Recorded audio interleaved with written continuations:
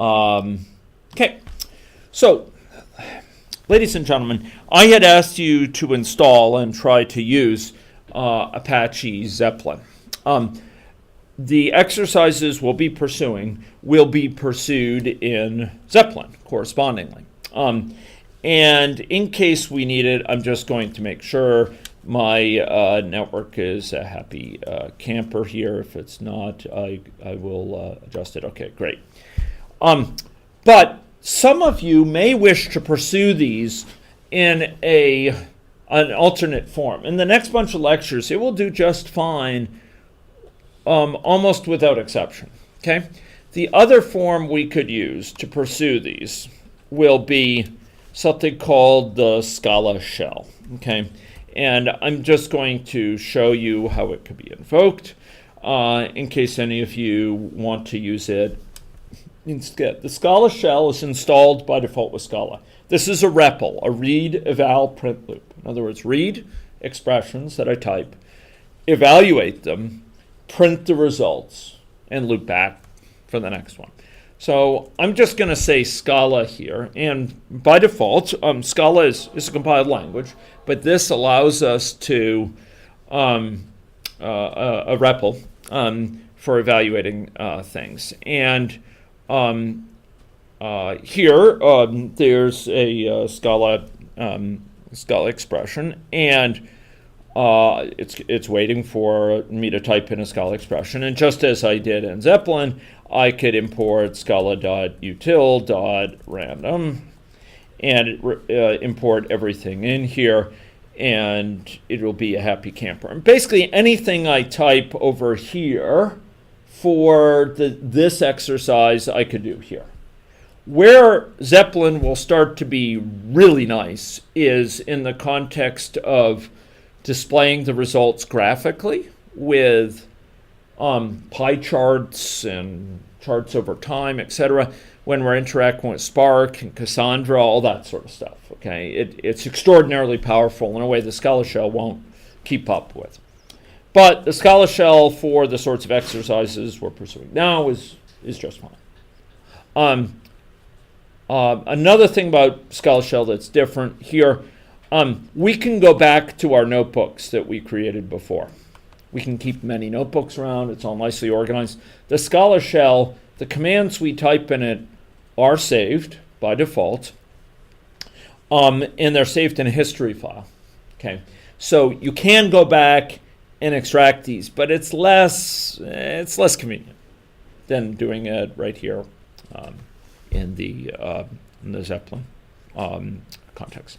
So I'm going to go back to Zeppelin, but anyone pursuing this online or in this class should realize you could use the Scala Shell and you'll be fine. Okay, so that being said, what I asked you to do was to pursue some challenges here. And these challenges, like what we did last time, all build on Scala collections. And in fact, this a single type of Scala collections. Last time we used streams. This time we're using arrays. Okay, and I asked you to start by undertaking a creation of an array like this. And I noted in the process of describing the assignment that what I asked you to undertake made use of an intermediate level feature of Scala called currying. And we're going to see currying quite a bit. It's a great feature. And we can undertake it manually, or Scala provides direct support for it with this sort of notation here. Okay, and the notation means that a given call to fill here will take two arguments. One of them is evaluated immediately. That's this argument here. What does that argument mean? Anyone remember? Yeah, it's the size of it. How many elements of the array? Did we specify that for streams last time? No. A stream could be an infinite computation. It will go on as long as we need it. It's unbounded. It could represent sort of an arbitrary long computation. By contrast, arrays are of defined size. Now, the second argument here was something that was of a different sort. What does it mean if I say next int of 10? If I did next int of 10, what would this produce? Anyone? Sorry? Yeah, random number between 0 to 9. That's right. It's actually not including 10. It's 0 to 9 here. So, I'll go evaluate it, and it's doing its thing. It probably swapped out a bunch of stuff, but it will get back a number between 0 and 9 inclusive. It doesn't include 10. This is something which is associated with an underlying random number seed, a random number generator, and incidentally, it's not functional. Why do I say it's not functional? How do I know it's not functional? Yeah, if I repeated it, I'm going to get a different result, right? This is not a functional thing. I just ran it again. I got 6.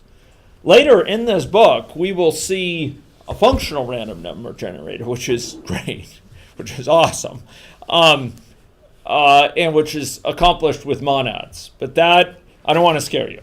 Okay, so we're not going to do that first. Okay, it's great, but it'll take you a while to fully appreciate the beauty. Okay. So ladies and gentlemen, we have this random number generator. Now, I'm going to pass that expression as the second argument here. Can we make it a little bit bigger?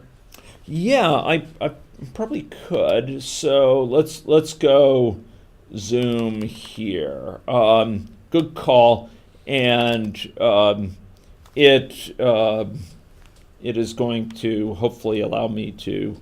Okay, let me just make sure that we can all see it on the screen here. So let me just pull it down like this. Okay. So, ladies and gentlemen, what's different about this expression than this one? And it's not the expression itself. What's different about the context of this guy than this other guy? Suppose I were to say 3 here, or suppose I were to say 6 here, right? What would I get back? Array of what? 100 sixes. There we are. Okay. Great. So if I were to do that with 3s, I get an array of 100 3s. What do you think if I do this? You can be excused for thinking, well, okay, maybe next int will return 6. So it'll be an array of 100 6s, or it'll be an array of 100 3s, or array of some particular next int. But what I actually get when I run this, is it just like this? Is it all uniform array? Yeah, exactly. So it's actually got a whole lot of different numbers in there. My machine is apparently low in memory. Let me go close some browsers here. Okay. Mumble.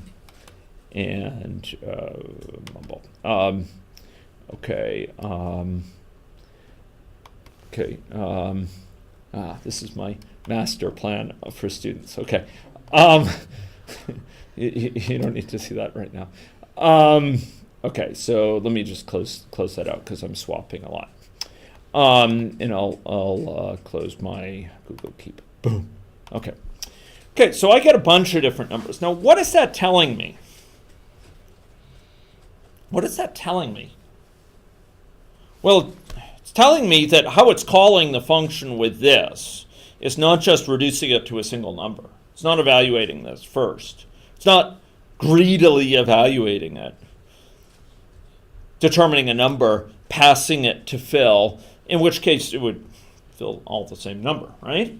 It would reduce this to 3, and you would get an array of 3s. So reduce it to 6, and we get an array of 6s. What this is telling me is actually, this is not in fact being reduced to a number now. It's being passed as an expression. It's what we call by name in Scala, okay? And call by name allows us to X is a form of laziness, where this is not actually performed until we need it, unless we need it. And however many times we need it, it's also performed. Doesn't even cache the old one, it performs it again.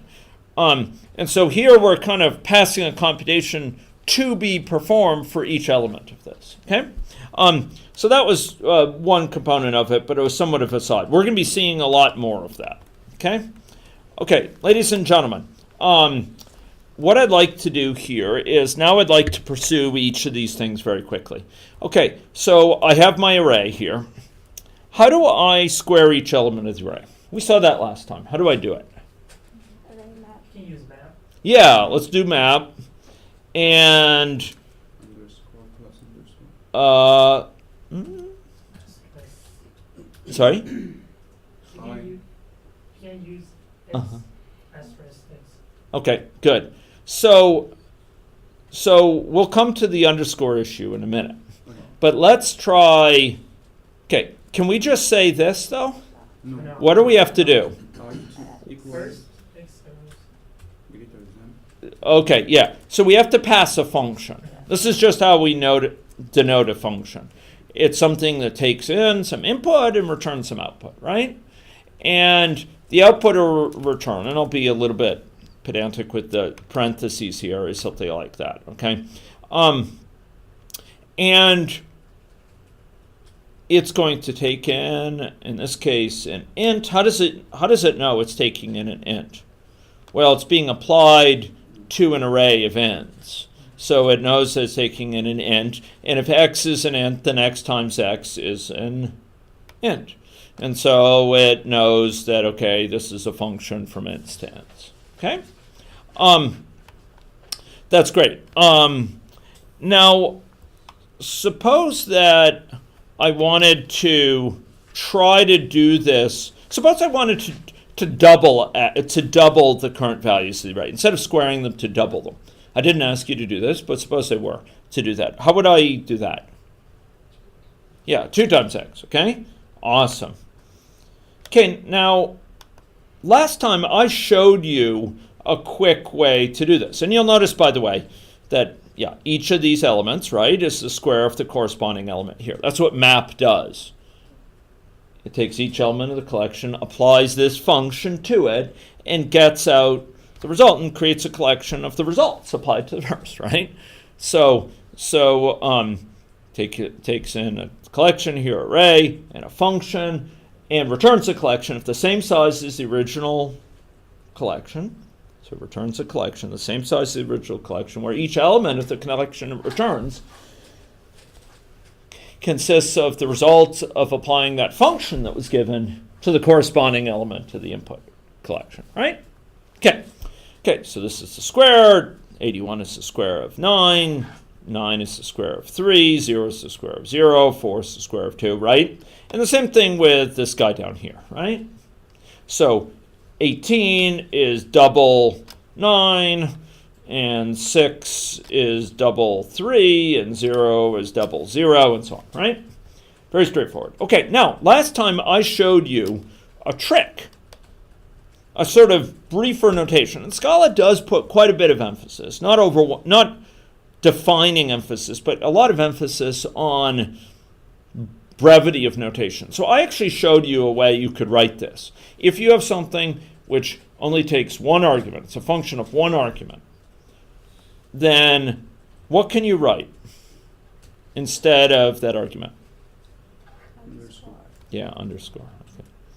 Okay. You can write this with confidence. So this would be, I'm sorry, that's mapping. Oh, okay, yeah, sorry, folks. So I could write this time 2 times that, right? 2 times that. Oops, doing there. 2 times it, right? That will be doubling each of these components, right? Okay. Now, suppose I were to say, okay, so this is a function. It takes in an anonymous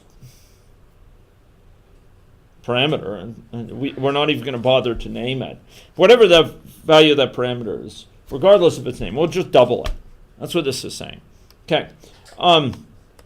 Now suppose I were to try this. What would happen? What's going to happen here? And why is it's not too effective? Well, you actually see how it's interpreting things here, ladies and gentlemen. This is why I said earlier it's much easier to think about here with the meaning when you just have a single argument. When you have two arguments, it actually takes the second underbar to be the second argument. And that's why you could see it's actually treating this as if we're saying, oh, there's an anonymous function we're giving it that takes pairs of arguments and squares it. We actually will see where we can use something like that later. Maybe today, but probably in a later lecture.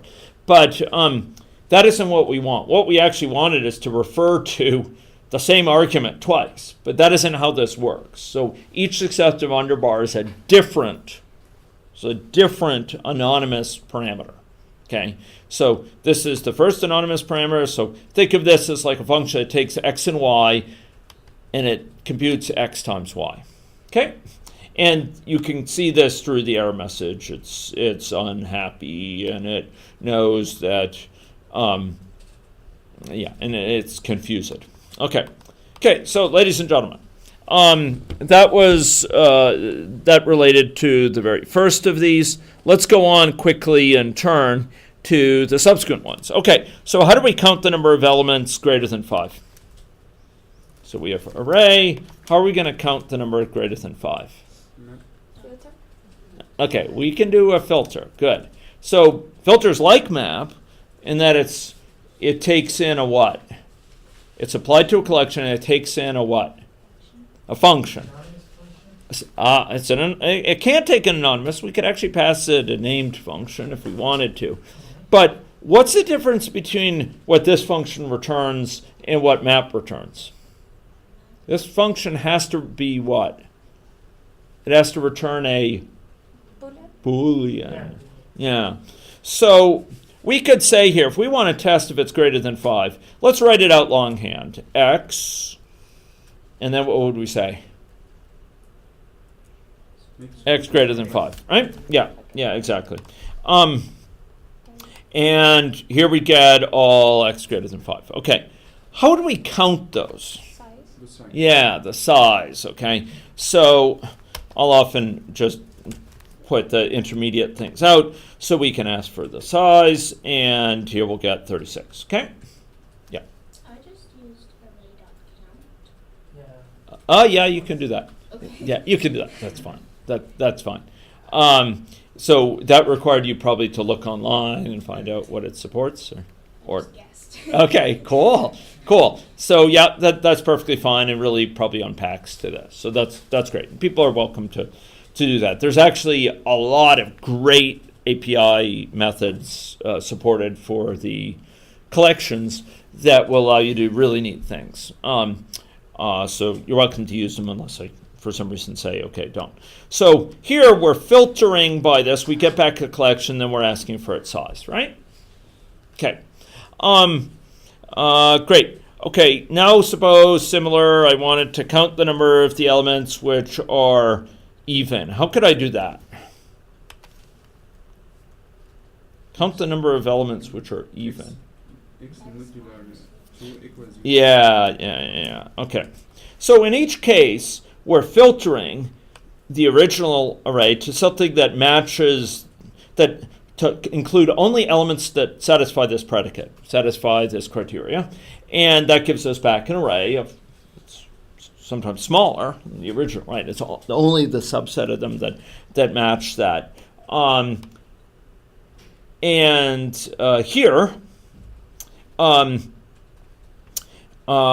Here we're going to say filter by this criteria. We have to test, is it equal to, for example, 0, right? And this would test if it's even. If a number mod 2, an integer mod 2, is 0, then it's an indication that it's even, right? And just to make it very obvious, we'll do this, and it will return for us that. And then we could, of course, do size, and it will, in fact, do the count. Okay. Now, suppose we... Oh, yes? What's that? Oh, sorry, dot count. Sorry, what am I doing?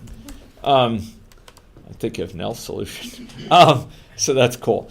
Okay, now suppose I did something different here. Suppose I were to do this. What do you think would happen? I'm doing this to make a point. What do you think would happen if I did that? Okay. We'll calculate both of them. 0 and 1. Okay, so it's going to actually have a type in happy. This is not C, ladies and gentlemen.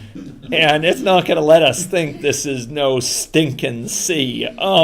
So it turns out Booleans are distinct from numbers in Scala, which wasn't always the case in C. And even now it's only sort of the case.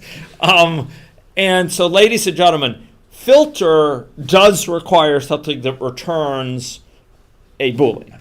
And this is going to say, look, I wanted a Boolean, and you gave me a what? And in this function you gave me a returned an int. By the way, if I did this for a map, what do you think it would work there? Yes. Yeah, darn right it will work. Darn right. And it works by group by. Yes. Yeah, oh yeah. Group by can be with anything, but this is gonna start you thinking about hopefully the type issues. Yeah. How if I did this something like this? Okay, not I didn't do it just mod 2, but I did something like this. Do you think you'll be okay with that? You got it. I mean, true, false, true. Yeah, we do that quite a lot in R. For those who have used R. So yeah, this is quite general. Certain things like group by, map, they can take in functions to return all sorts of different things, and they'll create categories for them for group by, or they'll map them into corresponding elements. That's all fine and good. But some things are quite specific, like filter needs something that is a predicate. It returns a Boolean. Yeah. It's a function that returns a Boolean. Okay, great. Okay, how if I want to count the number of elements in the array that are both less than 5 and or even? We'll add the condition and. Yeah, you can add the condition and that's okay, sure. Let's suppose I wanted to do it without knowing about and. How could I do it? Yeah, two filters. Okay, ladies and gentlemen. And I'm going to start being a little bit concise here, right? You could see Scala code actually can be much more concise. So first is it's greater than 5 and or even. So what would we do here? Function. Yeah. Equal to 0. Equal to 0. Okay. And we want to count the results, right? Oh, size. Thank you. 19, okay? So the first of them returned a collection. The second of all took that collection, returned a sub-collection, etc., right? Makes sense. Alternatively, if you want to, in Scala, you can make use of you could make use of count. Now, you could do this, but do we have to change something? Yeah. What do we have to change? We can't use them. Yeah, we can't use the underscore. So we'll need to do something like this. And then we'll say size, and it'll say 19 as well. Okay, equally good. Now, you could be excused for saying that this filtering is obviously with these conditions, this and is obviously much more efficient than this, because this involves one pass over the data, and this involves 2 passes over the data. Or if you're concerned about memory size, you could say, well, imagine if we had an array. Imagine if this array was not 100. There it is. If it's not 100 in length, but 100 million. What you're doing here is you are here creating a new collection of 100 million, and then taking that and creating a new collection of 100 million, which is very expensive in memory. You could be excused for thinking that. It turns out that I'm going to tell you, particularly with laziness, that thought turns out to be too naive a way of thinking about it. And that actually what's going to happen is much more sophisticated than that, and it's going to involve only a single pass over the data, and is going to involve not creating a whole new collections, but using it. In fact, what we're going to see is Scala with filter. In many cases, what it's able to do is avoid creating a new collection. The results of the filter type operation are just going to refer back. They're going to remember sub-elements in the array from the original collection. So it doesn't even have to create the new collection. It just says, oh, it's elements 1, 5, 10, 11, 13. Those are the ones that were filtered successfully. So it doesn't have to create a new collection. Scala is actually very intelligent about this, and this will come into the play with monads, etc., down the road. Okay, so you could be excused for thinking, oh, I have to use this for performance reasons, but the truth is more subtle. Okay, now we want to count the number of elements in the array according to their value modulo 3. How are we going to do that? Group by identity.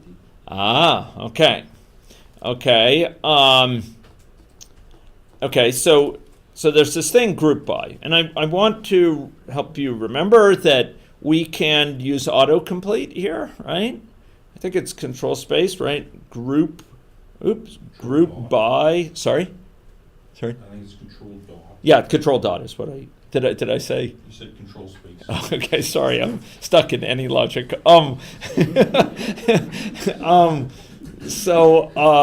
Yeah, it's control space, ladies and gentlemen.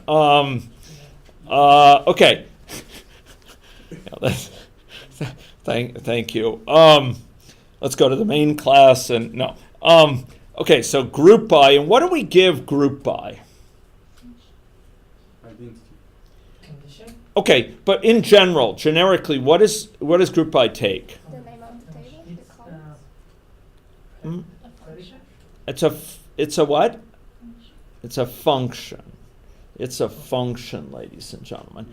And it's a function that tells us for a given argument what? What is it going to tell it?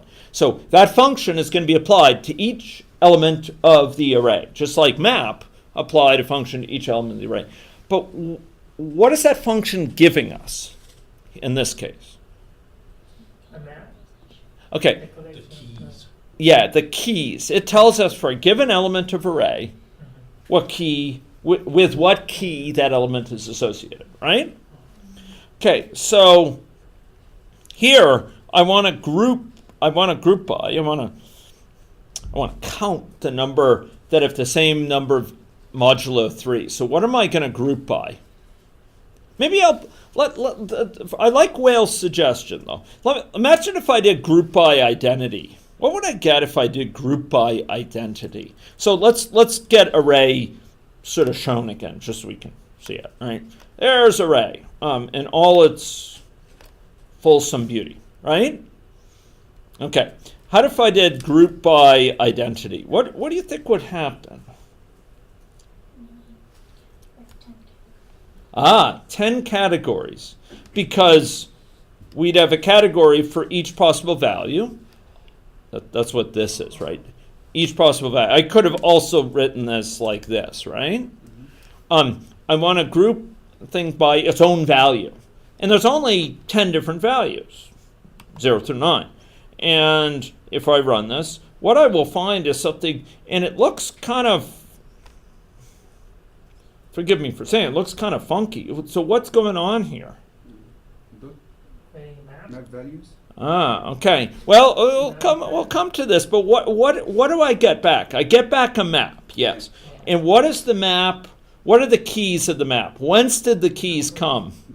Where did the keys come from? The grouping. Yeah, the results of this function, right? As applied to each. So if there was a case where the value was 9, there's going to be an element, there's going to be a key 9 in the map, right?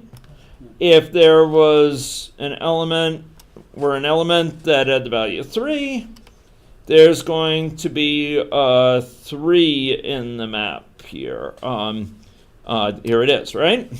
Now, what are these? So those are the keys. The keys came from the return values of our function, right? Whence did these things here come? Where did those ones come from? The number of repetitions. Yeah, yeah. It actually came from the length of these is the number of repetitions. What are the elements of it? What are the particular elements? 0. The number of occurrence of 0. The key. Yeah, they're from the original array. These are the elements of the array that had that key. So let's build on this. Let's go here and do this modulo 3, right? Yeah. What are we going to get back? 0, 1, and 2. Okay, 0, 1, and 2. And you'll notice that before, all of these things in these arrays here had the same value. Now they have different values, right? So the ones grouped with, let's say, 1. Here, we see 7, 1, 4, 7, 4, 1, 1, and so on. Whereas before, the ones grouped with 1s were all 1s. Why is that? Why are they different? The output of the function, like the output of the function for Yeah. module 0, 0, and 3, and 6, and 9. Okay, so all of those guys were the elements in the original array that Achieve this. achieved this key, Yeah. that had this key, right? Okay, happy. Okay, and then we will do group by, and then we will do, what do we have to do to count each of these? Dot map values. Okay, yeah. Use for each. Sorry? And I use for each. You could do something to do for each, but for each is for if you want to have a side effect, like you want to print each one, for example, which is okay because I you. print the length of. Yeah, you could do that. You could do that.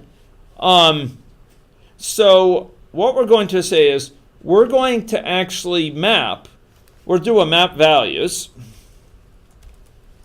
And ladies and gentlemen, what does map values take as an argument? It takes a function. And what's the job of that function in life? What does it do? Well, Count the size of the. yeah, it will do that in this particular case, but in general, what does it do? It takes a value from this map and returns a value to use for the output map. So map value takes in a map and it returns a map. The map it takes in has keys matched with values.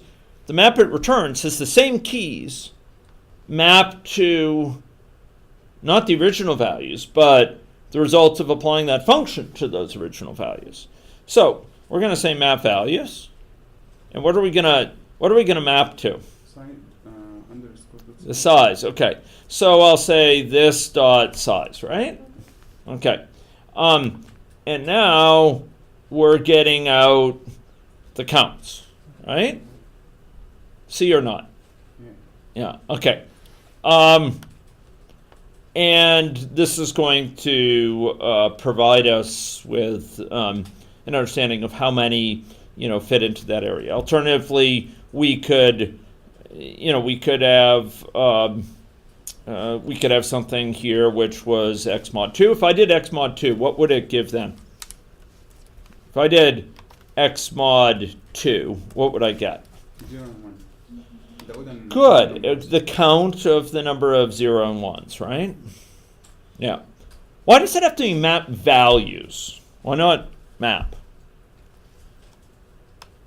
Why not map? It's not defined for a map. Okay, so if I do here, it actually doesn't directly allow it. because here we are interested in, by and large, the keys or the values, right? Let's just do this more. So I can do map what? I'm actually surprised it doesn't allow a map in a separate way, but I believe there's a map keys here, but could be wrong about that. It's interesting. It's not doing the autocomplete to map values, right? I can't get it to do autocomplete to that anyway. So, in any case, okay. So those are the various elements of this, and you could start to see how you deal with the collections. Okay. So I have a question. So suppose we had done this instead of with, I contemplated doing this with streams rather than ints. Suppose we had done this all with streams. How would this have been any different?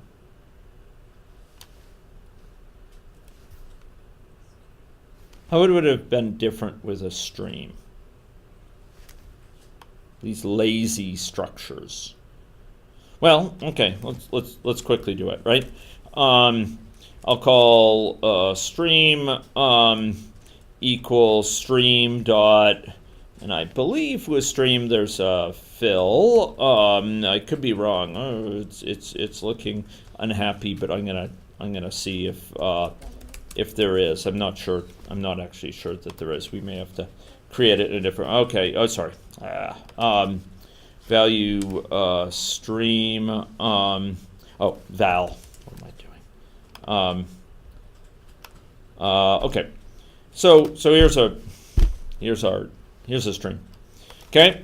Remember, the stream, in contrast to the array, isn't what? What is this an indication? It's not yet what? Computed. It's not yet computed. Okay.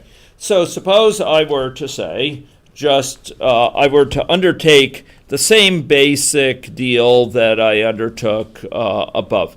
So I were to square each element of the stream.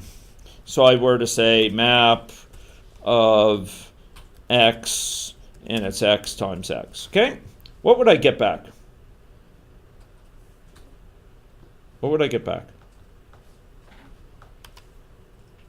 Do I get back an array? No, I get back a stream. Is this stream computed that I get back? No. No, it's not yet computed. It'll be computed on an as-needed basis, okay? Can we use dot reduce underscore plus underscore? Oh, yeah. Yeah, we could. We could also force it, but I'm trying to make specific points here. So let's suppose I were to go. I want to follow along the things that we did. Suppose I were to say x greater than 5. What do you think it will return now? Okay, but what's the type of the thing it will return? Is it going to return a map? Is it going to return an int? No, a stream. And will that stream be fully explored? Will it be fully evaluated? No. Okay. Okay. So the answer is no. Right? Oops. Yep. This is map. Sorry, I meant to do filter. Sorry. Filter. Here. Okay. The answer is no. Is this fully evaluated? No. What does this stream mean? Like, what's the stream that it returned? What is it? It's the stream of what? The items greater than Greater than 5. Yeah. We just don't know how many of them there are yet, right? We don't know which of them. It's going to compute this. Okay, let's now ask for its size, right? We're going to ask for its size. Do you think it will have to compute it then? Yeah, sure. Yeah, it's going to have to compute it then, right? Okay, you're 46, right? There's 46 that are there. Now let's take a look at the stream. Now that's quite different than what we saw earlier. I haven't seen where it was this. At what point did it get fully expanded to this? Yeah, it's about size. Yeah, when it was specifically the size, because it needed to know at that point. It needed to know, right? Okay, let's expand this a little bit more, because streams and laziness are quite central to this course. So I just want to start operating these more. Okay, so let's do stream 2, val stream 2. Fill 100 and next int of 10. And here we go. Here's stream 2. Happy, happy. Okay, I'm going to take this a different direction, slightly different direction. If I said stream 2 dot filter, we saw that it isn't computed yet, right? Let's suppose I do a group by, and I want to group by this thing mod 3, right?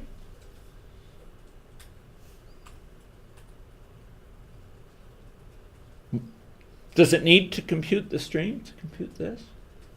Yes. Yeah. What does group by return? Returns a map, right? Okay, look what it produces. 3.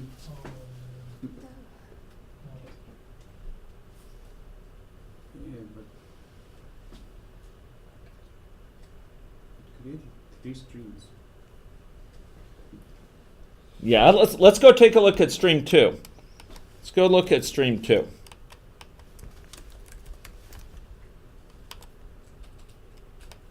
It actually did evaluate it. Why did it have to evaluate it?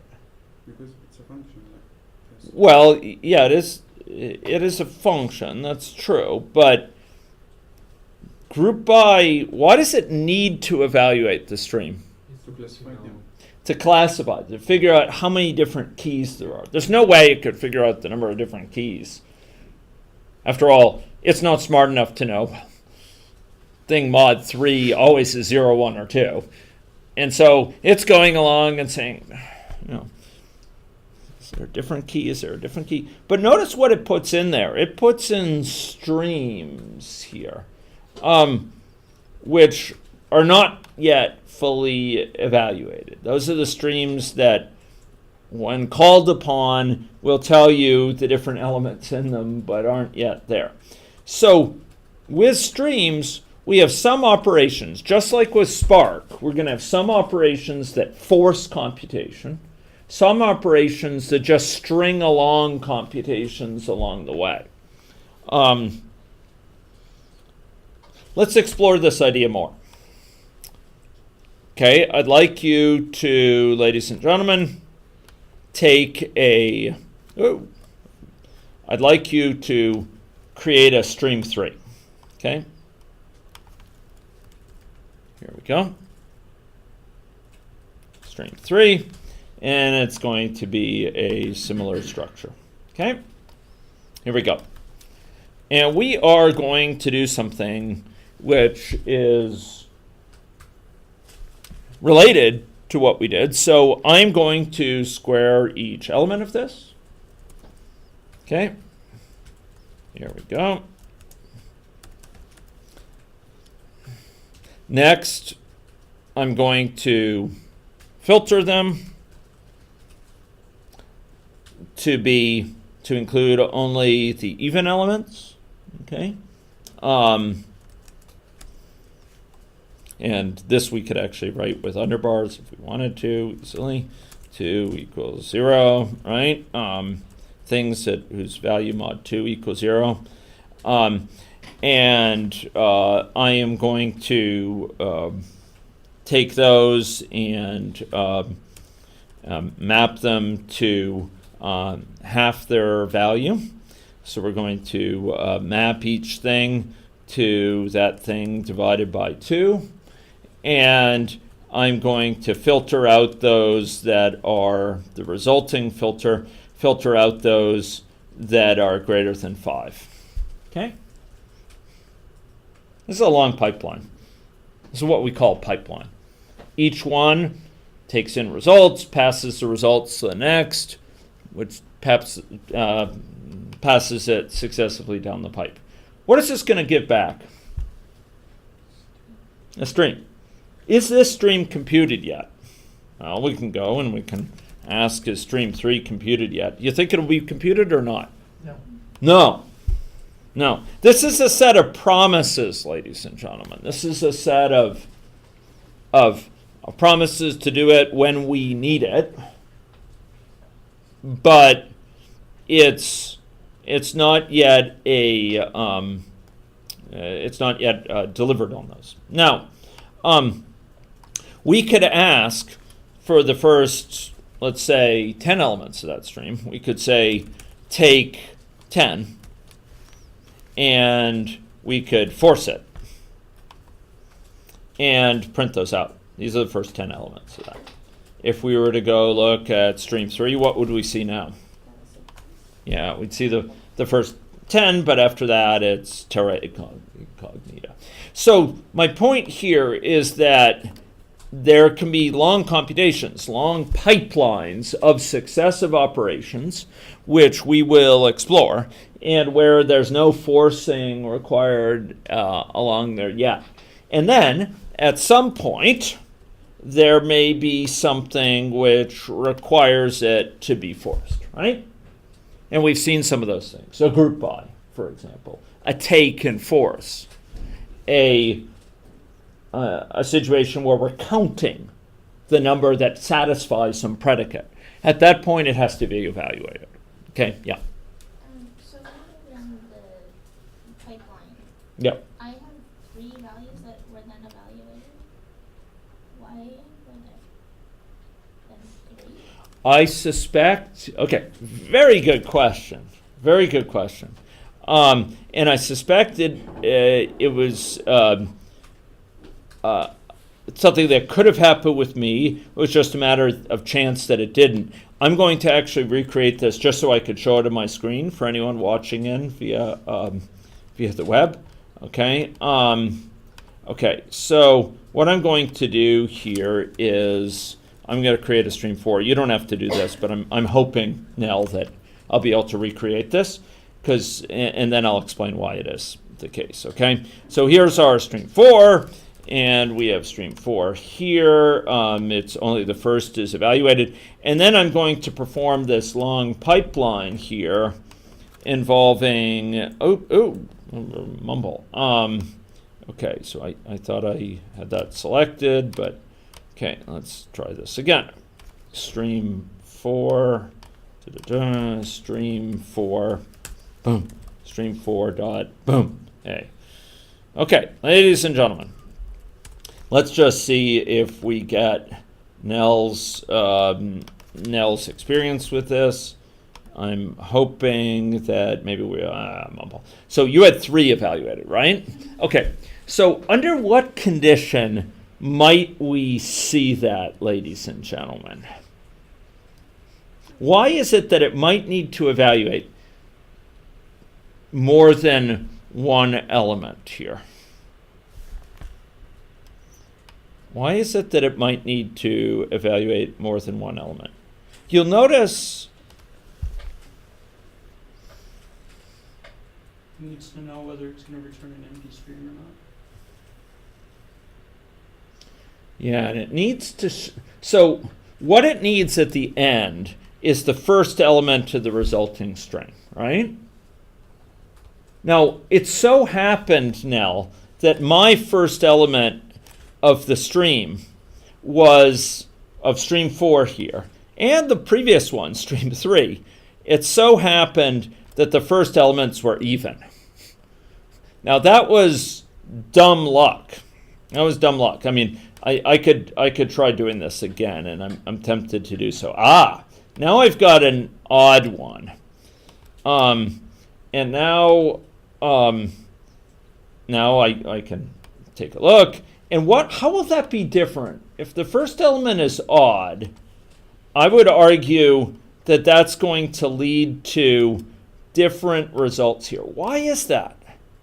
Now it's processing more. Why would why would how many elements are listed here depend on the vagaries of what the first element is, say?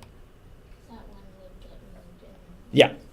Yeah, exactly. So, ladies and gentlemen, if the first element, so what it needs to do at the end, remember that so much of this with laziness is about getting the value that's needed at the end.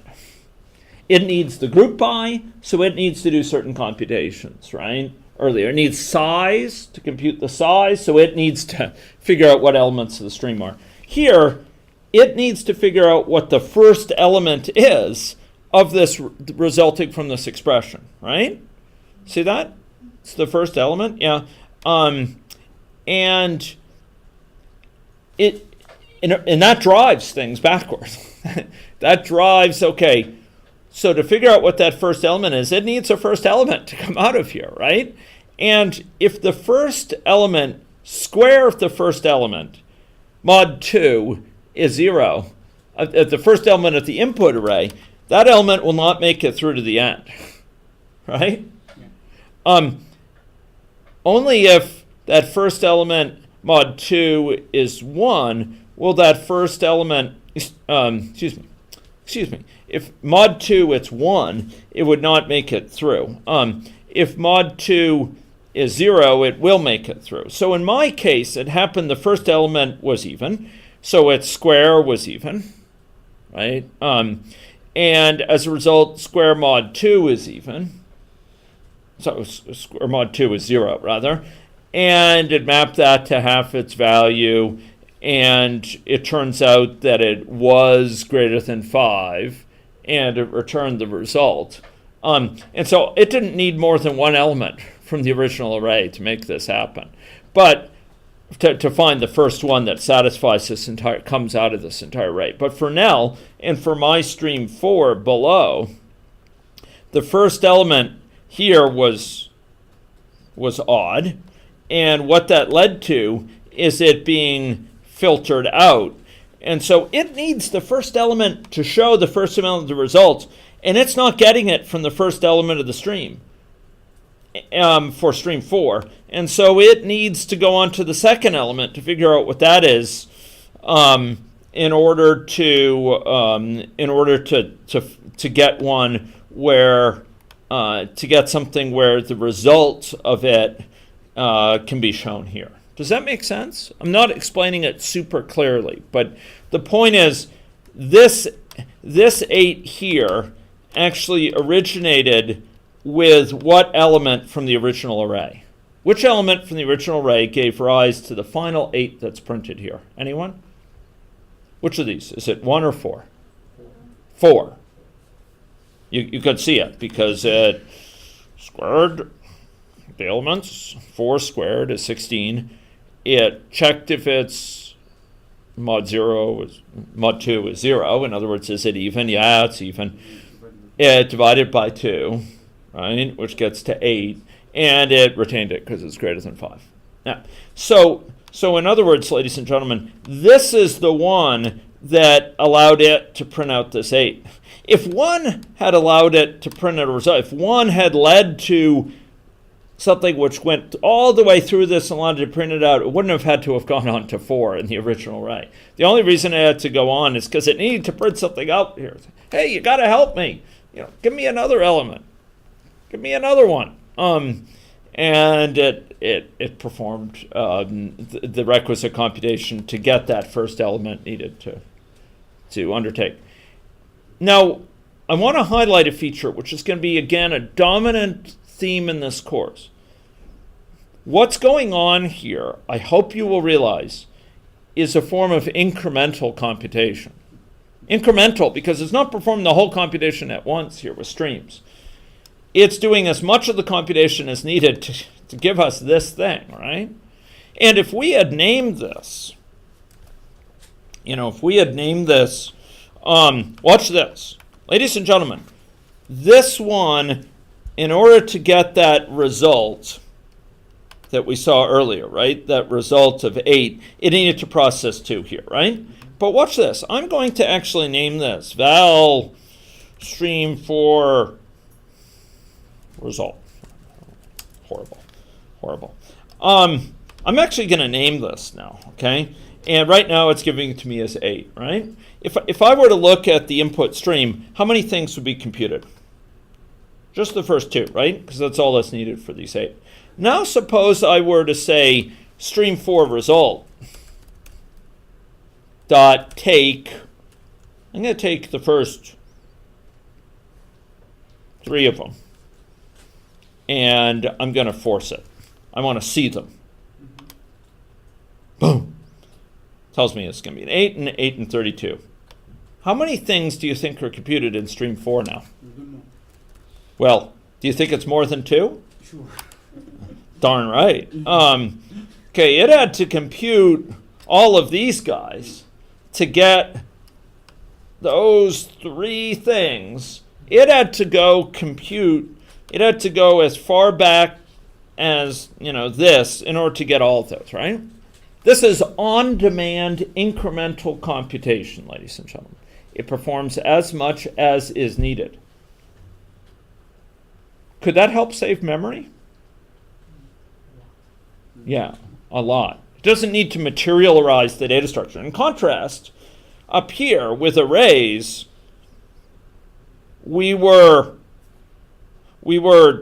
getting out, from a pipeline here, we were getting out a whole result, right? Okay, we started streams, but let's go back to array. Let's do the same pipeline with array here, right? Here we go. I'm going to do the same one with the array, right? And we'll finish up here. If I did this with my array, what do you think would happen? What would I get back? Full array, ladies and gentlemen. Full array. It's computing the full array. Streams is computing as much as I need and as little as it can get by, right? And it's not perfect. If it had been perfect, it would have realized that up here with this map, that all it needs is 0, 1, 2, right? It would realize I don't have to look any further into this stream than to know there's some 0, there's some 1, and there's some 2. That's all I need to do. And it's not omniscient. It's not able to say, I don't need to evaluate the rest of the stream because I've got at least 1, 0, and 2, and those are the only possible logical values that can come out of this. But it's pretty good. It's pretty good with these streams at only doing as much as it needs, at least by a rough criteria. And this is going to be really important for our needs because sometimes we don't need the whole kahuna. Or is it full kahuna? Help me out. The big, okay, we don't need the big kahuna, thanks. We don't need the whole enchilada. We don't need the full deal, ladies and gentlemen. So ladies and gentlemen, here we can save a lot of time sometimes by not doing the work unless we need it, and this is going to be the basis of our work with laziness. Okay, with laziness.